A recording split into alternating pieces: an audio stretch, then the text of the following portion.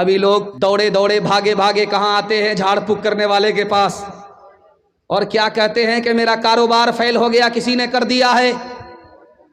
मेरा कारोबार अच्छा चल रहा था, चल नहीं रहा है, बंद हो गया। पड़ोसी ने कुछ कर दिया है, जादू कर दिया है, भाई ने जादू कर दिया है, पड़ोसी ने कुछ कर दिया है। आज आपकी गलतफहमी को मैं दूर कर रहा हूं। अल्लाह से दुआ करता हूं, अल्लाह आपके ईमान की हिफाजत फरमाए, आपके कुरान की हिफाजत फरमाए। दो चीजों पर जादू का असर होता नहीं, दो चीजों पर जादू का असर होता नहीं है। कुरान के हवाले से, हदीस के हवाले से नमूना आपकी खिदमत में रखता हूं। दो चीजों पर जादू का असर नहीं होता। किसी की रोजी कोई जादू के जरिए छीन नहीं सकता, किसी की जान कोई जादू के जरिए ले नहीं सकता। अगर कोई आपसे कहता है कि जादू कर दिया है, रोजी आपकी चली गई, जादू किया, जान चली गई, वो कुरान पर भी झूठ बोल रहा, हदीस पर भी झूठ बोल रहा।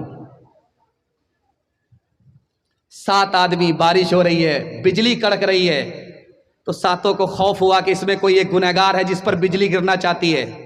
तो प्लान हुआ कि ऐसा करो, एक आदमी पर बिजली गिरे, बाकी सब बच जाए। यहां से निकलो, उस दरख्त को छू करके आओ, जो गुनहगार होगा उस पर बिजली गिरेगी, जल्ले तू जलाल तू, इस बला को टाल तू। तो 7 आदमी एक जगह। पहला आदमी निकला, दरख्त को छू करके खड़ा हो गया, उसको यकीन हो गया कि मैं गुनहगार नहीं हूं, मैं नेक आदमी हूं, इसलिए बच गया। दूसरा आदमी यहां से निकला, वो दरख्त को छू करके खड़ा हो गया, उसको भी यकीन हो गया कि मैं नाफरमान नहीं हूं, नेक हूं, इसलिए मेरी जान बच गई। तीसरा आदमी जब निकला तो वो भी दरख्त को छू करके खड़ा हो गया, उसको भी यकीन हो गया कि मैं गुनहगार नहीं हूं।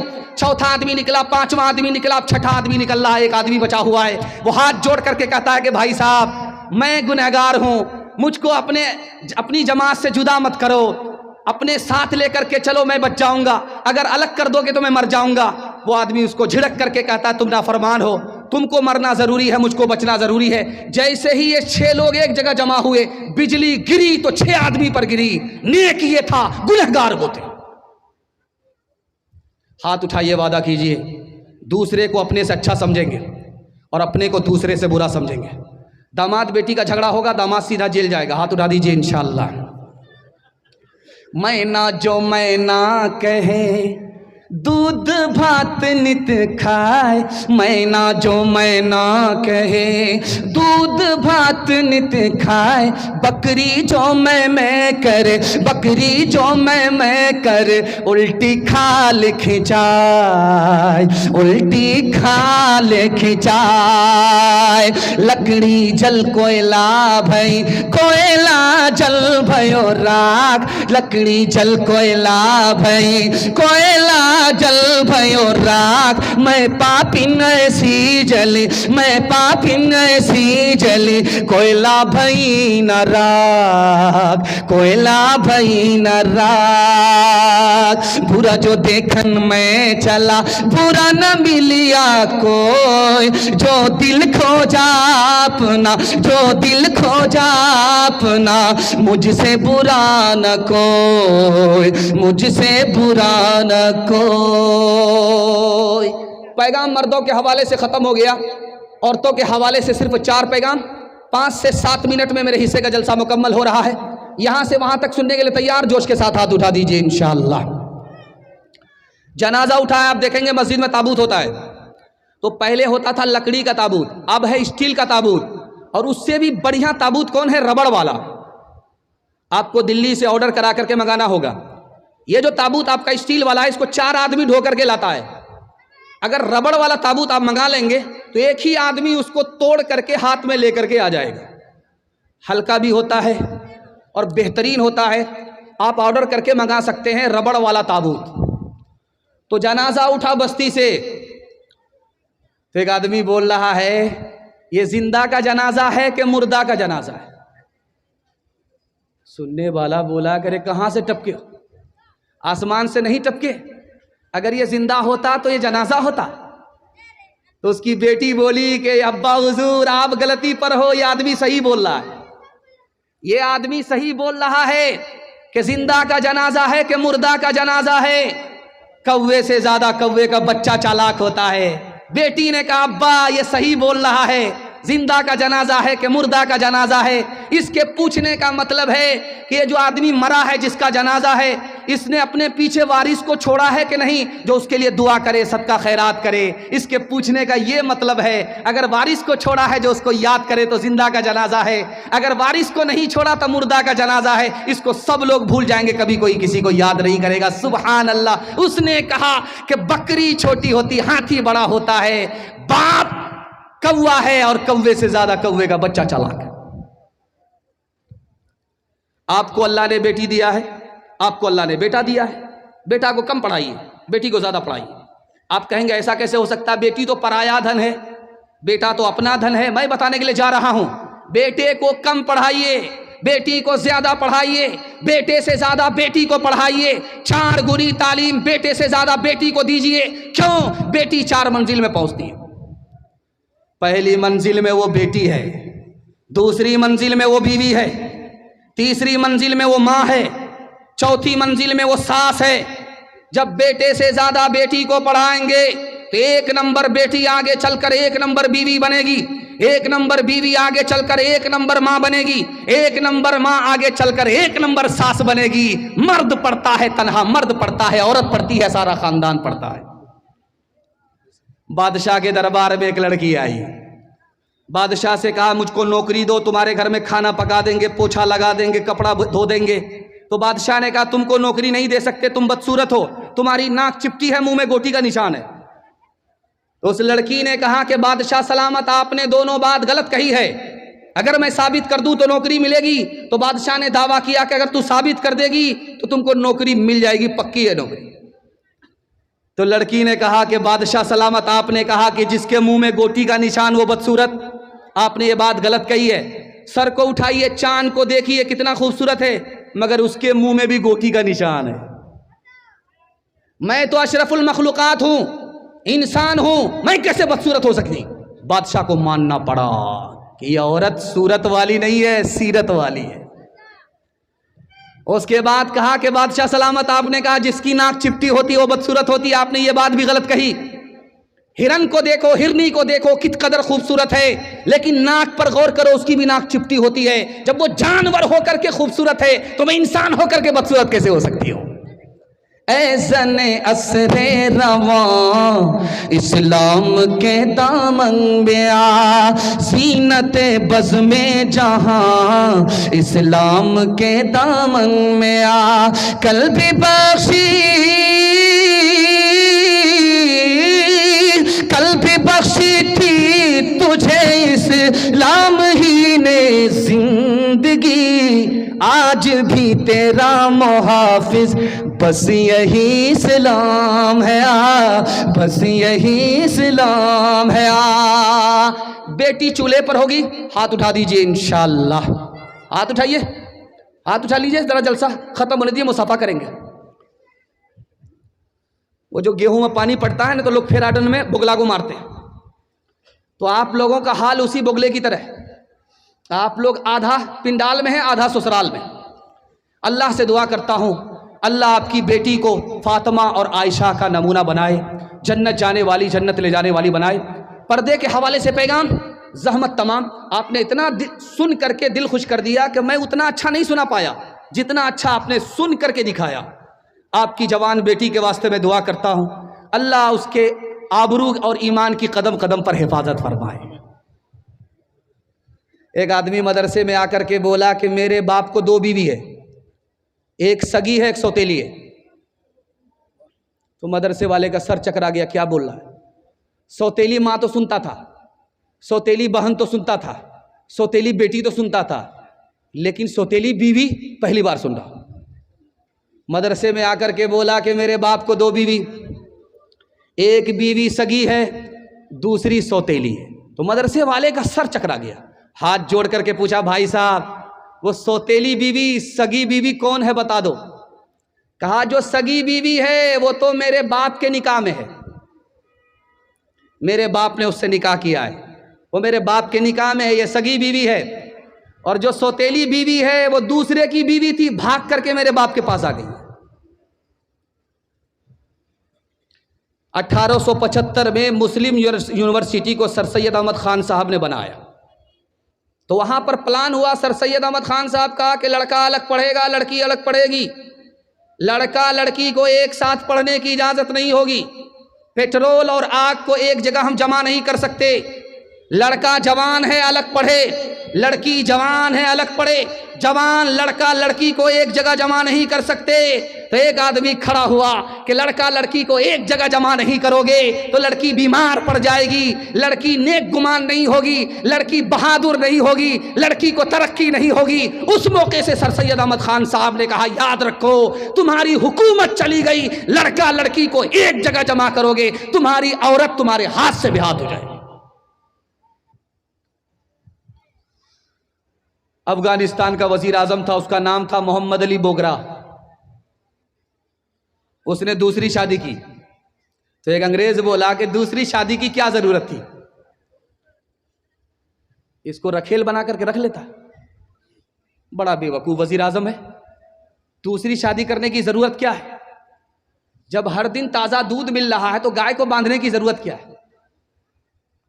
तो बोला कि तुम अंग्रेज हो। अब समझ में आया कि अंग्रेज अगर हाथ से मुसाफा करे तो हाथ को धो लो, कहीं उस कुत्ते का असर हाथ से तुम्हारे दिल तक न पहुंच जाए। हाथ उठाइए, वादा कीजिए अपने घर की औरत की आबरू और ईमान की हम खुद हिफाजत करेंगे। हाथ उठा दीजिए इंशाअल्लाह। बहन से ज्यादा साली पर मेहरबान, हाथ उठा दीजिए इंशाअल्लाह। खैर माशाअल्लाह।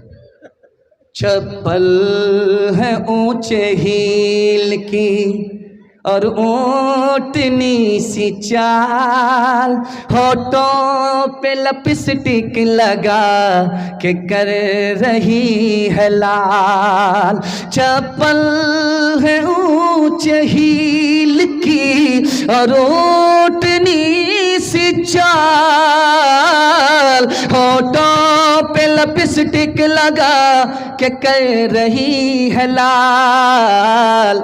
शौहर के सामने कोई जीनत नहीं रही, भी फातिमा सी अब कोई औरत नहीं रही। होटल में बैठ बैठ के खाती है नाश्ता, आंचल गिरा के सर से ये चलती है रास्ता। होटल में बैठ बैठ के खाती है नाश्ता, आंचल गिरा के सर से ये चलती है रास्ता। पर्दे की इनको कोई जरूरत नहीं रही, भी फातिमा से अब कोई औरत नहीं रही। मैं आपको थकाना नहीं चाहता हूँ। अजीम मुकर्रिर, अजीम खतीब, अजीम मेहमान जिसके आप प्यासे हैं और जिनके लिए मैं माहौल बनाने के लिए बैठा, उनकी आमद का वक्त हो चुका है। मैं उनके वास्ते दुआ करता हूँ अल्लाह उनकी उम्र में खूब खूब बरकत अता फरमाए। वो आपसे खिताब करते हैं और आपके दिल में ऐसी मोहब्बत का रस घोल देते हैं कि आप कुर्बान हो जाते हैं, मस्जिद बन जाता है, मदरसा बन जाता है। ऐसे आदमी के लिए मैं दिल से दुआ करता हूँ और आप लोग आमीन कहें कि अल्लाह इनका साया तादीर हम सबके ऊपर कायम फरमाए। मियाँ बीवी के हवाले से आखिरी पैगाम सिर्फ 2 मिनट का, यहाँ से लेकर के वहाँ तक सुनने के लिए तैयार? जोश के साथ हाथ उठाइए इंशाअल्लाह। औरत को सर पर बिठाएंगे, हाथ उठा दीजिए इंशाअल्लाह। खैर मचा। एक लड़का हाथ उठाया, अभी उसकी शादी तक नहीं हुई, वोटर लिस्ट में अभी उसका नाम भी नहीं, वेटिंग में जा रहा है। ध्यान से रखिएगा, ये कैसा मॉडर्न जमाना है। लोग पहले सुना करते थे, हम लोग देख रहे हैं। कयामत आने वाली नहीं है, कयामत आ चुकी है।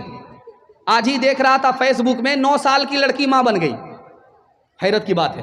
एक किताब है हिंदू धर्म की, उसका नाम है हरिवंश पुराण, विष्णु पुराण।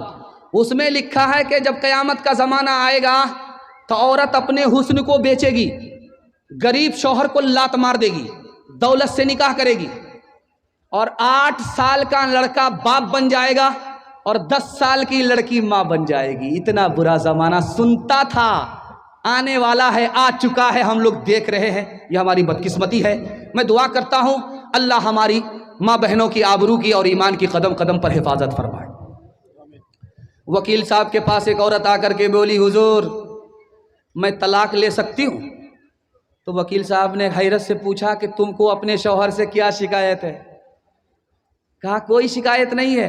कहा अभी तो मेरी शादी भी नहीं हुई। कहा शादी नहीं हुई, तलाक लेना चाह रही? कहा सोच रही थी अगर तलाक लेने की बात आएगी तो क्या करना पड़ेगा। सुभान अल्लाह, अभी शादी भी नहीं हुई। अल्लाह ताला ने पूरी दुनिया में 3 चीजें सुकून की बनाई। पहली चीज मीठी नींद है। आप मोबाइल देख करके मीठी नींद को कुर्बान मत कीजिए। सुबह को उठ करके अगर पूरा दिन आप सोना चाहेंगे तो मीठी नींद आपको नसीब नहीं होगी। अल्लाह ने सुकून किस में रखा है? रात की नींद में रखा है। दूसरी चीज सुकून की क्या है? आपका दिल खुश हो जाएगा, अपने वतन में रखा है। आप लाख दुबई चले जाइए, लाख अमेरिका चले जाइए, 5 स्टार होटल में रह जाइए, आपको दिल नहीं लगेगा। जब टूटे फूटे मकान में आप घर में आएंगे वो सुकून मिलेगा जो जन्नत में मिला करता है। अल्लाह ताला ने दूसरा सुकून किस में रखा? वतन के अंदर रखा। और तीसरी चीज अल्लाह आपके इल्म में इजाफा फरमाए, मेरे मुताला को ताज़ा फरमाए। तीसरी चीज अल्लाह ने सुकून किस में रखी है? अपनी बीवी के पास रखा है। वो सुकून आपको कहीं नहीं मिलेगा। लाख आप इधर उधर मुंह मारते रहिए, कभी सुकून नहीं मिलेगा। बीवी के पास आकर के देखिए, जो सुकून मिलेगा कहीं नहीं मिलेगा। एक औरत बाजार आई तो दुकानदार कुत्ता लेकर के बैठा हुआ था।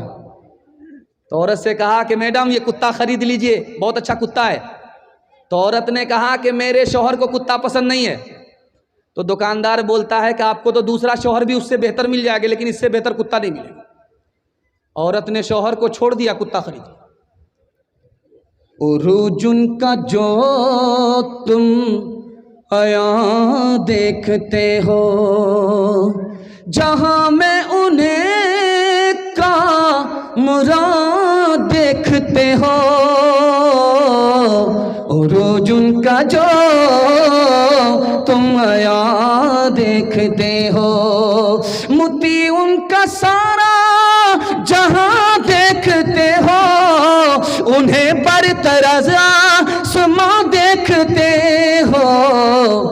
ये समरे हैं उनकी जवां मर्दियों के, ये समरे हैं उनकी जवां मर्दियों के। नतीजे हैं आपस की हमदर्दियों के, ये समरे हैं उनकी जवां मर्दियों के। आपका जलसा थोड़ी देर में खत्म हो जाएगा और आप घर लौटेंगे। मैं चाहता हूं कि घर लौटने से पहले आपको जन्नत का टिकट आपके हाथ में दे दूं। जन्नत का टिकट लेना चाहते हैं? हाथ उठा दीजिए इंशाअल्लाह। शादी से पहले माँ बाप को शादी के बाद सास ससुर को कमा करके खिलाएंगे, हाथ उठा दीजिए इंशाअल्लाह। खैर माशाअल्लाह, जैसा आपका दाल चावल वैसा मेरा फातिहा।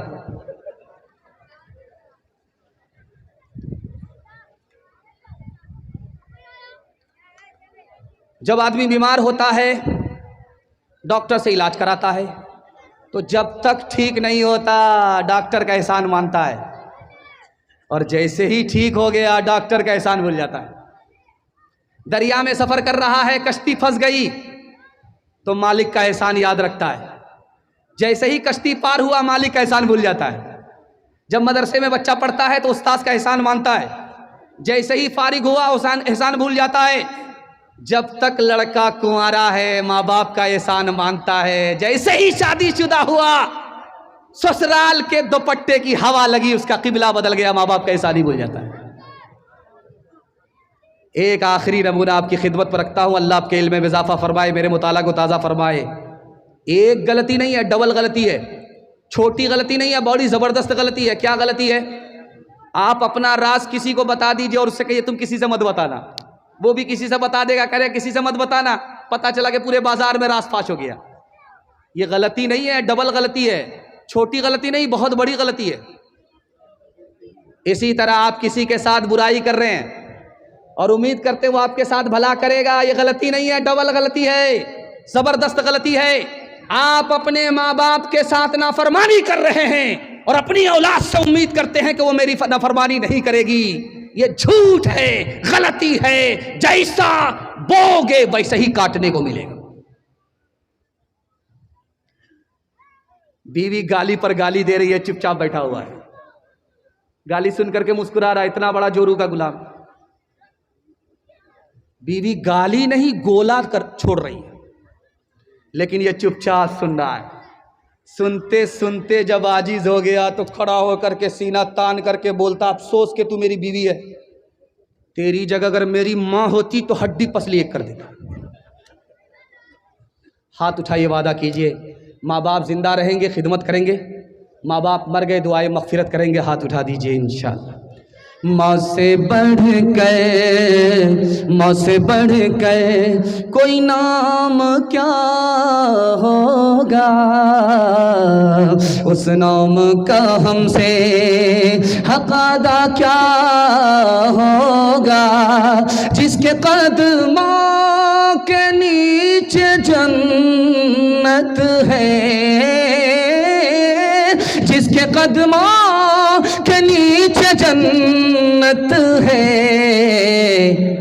उसके सर का मकाम क्या होगा, उसके सर का। वो थे महरूम मगर तुझको पढ़ाया भी है, खूब पसीना तेरी खातिर तो बहाया भी है, खूब पसीना। सर उठा कर जो तू रहता है आज शाह में, सर उठा कर तो जो रहता है आज शाह में, ये तेरे बाप का सदका है, इस काबिल बनाया है, ये तेरे बाप का। मेरे हिस्से का जलसा मुकम्मल हो गया, लेकिन जलसे का मकसद अभी पूरा नहीं हुआ है।